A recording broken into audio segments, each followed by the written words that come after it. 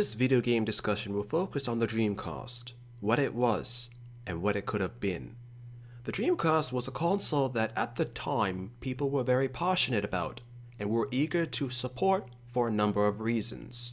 One important reason was that many were eager to have a fresh start due to the controversy Sega did with killing of the Saturn. A second reason is that for its time, the Dreamcast was revolutionary with some of the capacities that the console could perform. A bit of irony is that the features from the Dreamcast would be copied for the next generation consoles that came after it, and gamers would say that the Dreamcast was not credited for those advancements, and that the Dreamcast, was a key point in leading up to the modern video gaming experience. A third important reason is that the console was killed off way before its time, and not on its own as well. It was killed off on purpose. At the time when the Dreamcast was released, Sega actually wanted to have a fresh start within the gaming industry and wanted to give off this feeling to longtime fans and to let it be known to new gamers who had never necessarily played with or bought a Sega console to feel like they could become fans as well. The leadership at Sega decided to do drastic changes to avoid what happened with the final years of the Saturn, and decided to put all of their hopes and dreams into the Dreamcast, which was one factor why the console was named the Dreamcast. That Sega's dreams would be casted anew. With all of these facts known, Sega wanted to reassert itself with the gaming market as the original rival against Nintendo, who had now been recently replaced with Sony due to the groundbreaking success of the original PlayStation. When Sega released the Dreamcast, reception was positive because it was unlike any console that the company had released before. Everything about it was different and supposed to set the company apart from its competition, and to give off the aura and impression and determination that it was ready for the new millennium and anything else that might come for the future. The actual design of the console was different from all prior Sega gaming systems. The most visible features for the Dreamcast was its sleek, smooth-looking design, or that the color was white instead of its iconic black hue. The date, month, and year of its release in America, the 9th of September 1999, hence 9/9/99, was hyped up into a big social and media event at the time. With the promotional phase, it's thinking.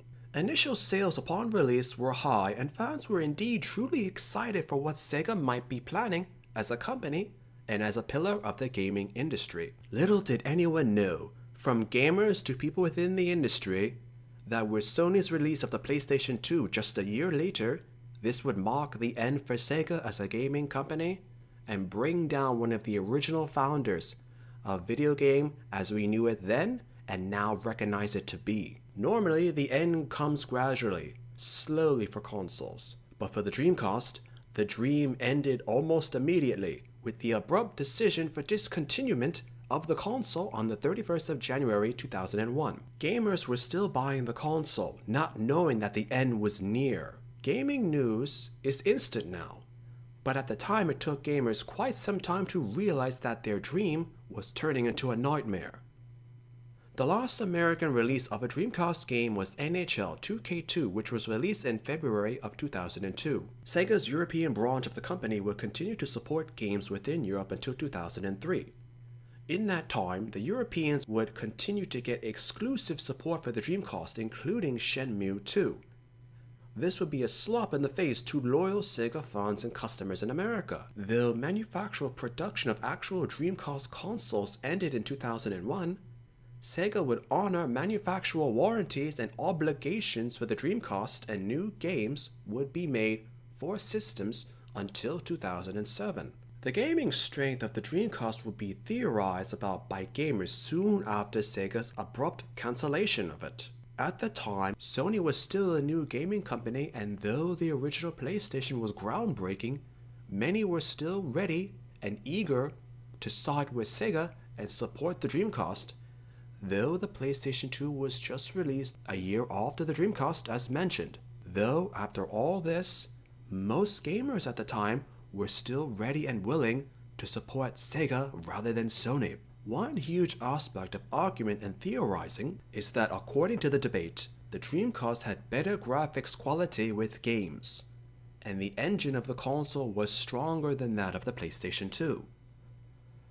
At the time, PlayStation 2 supporters dismissed claims that the Dreamcast could have been technologically superior or stronger for a variety of reasons.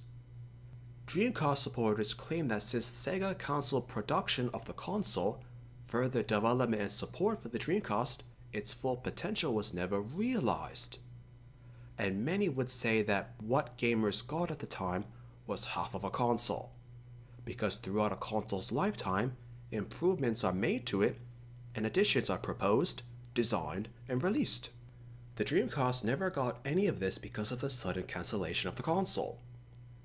So all gamers had to use for any gaming capabilities between the PlayStation 2 and the Dreamcast is what the Dreamcast was able to perform out in its limited amount of time, and what the PlayStation 2 was able to perform during the same time period.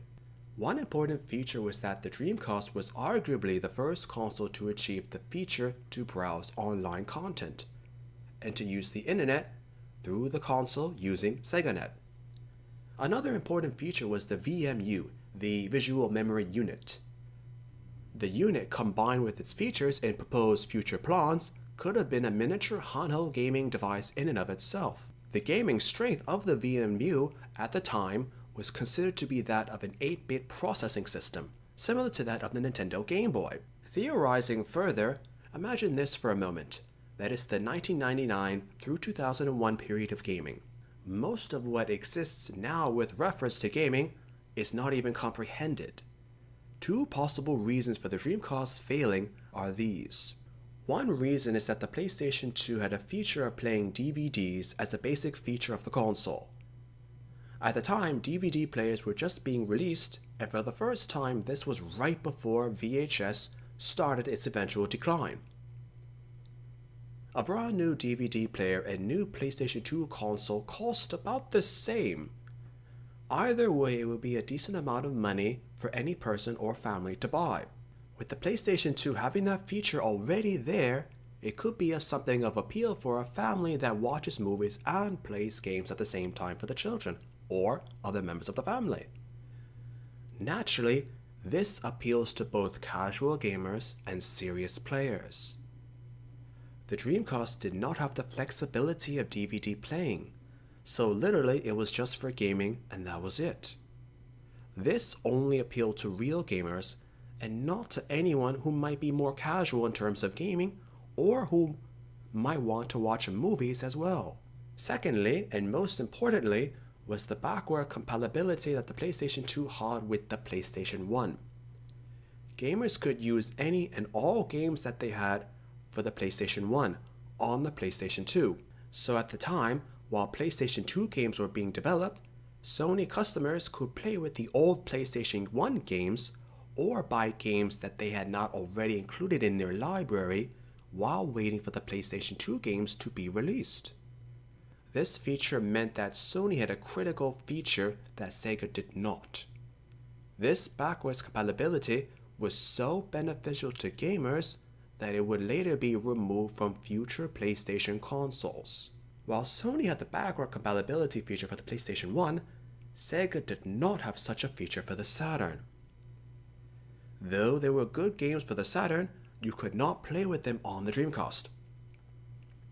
The PlayStation 2 was seen as very flexible and functional, while the Dreamcast was seen as stiff and restricted. Speaking further about the graphics potential about the Dreamcast and early PlayStation 2, was that many believed that the Dreamcast was slightly better in terms of quality and fluidity, in terms of processing speed and capability. Dreamcast supporters often point to Dead or Alive 2, for which the Dreamcast version was the best of the series, and far more better than the PlayStation 2 port in terms of quality. Many supporters and gamers who played with the Dreamcast agree that if they had to put the entire legacy and experience of the Dreamcast onto a single game, that it would have been Shenmue. Those who played the game at the time of the release often remarked about how the experience helped to change they view and play video games. Plenty of what was done in Shenmue, like open world gameplay, decisions or consequences during situations would alter the story or character choice availability further within the plot of the game. The graphics, as well as the situations in which the graphics was seen, all of it showed the majesty and ultimate unrealized potential of the Dreamcast. For those who remember the origins of Sega with the Genesis, and then finally to the Dreamcast, it really was the end of an era. Sega helped build modern video gaming, and for all of it to end like that was something that many of us who were gaming at the time and fully remember the sheer scope of such a collapse of a gaming company was a first experience, and most did not think such a thing was possible. Though some do have hopes that somehow, someday, Sega gets back into the console industry and retakes its rightful place as one of the pillars of gaming. But until then, all we can do is dream the forgotten dream. The dream that was never fully casted. The dream that was never fully realized.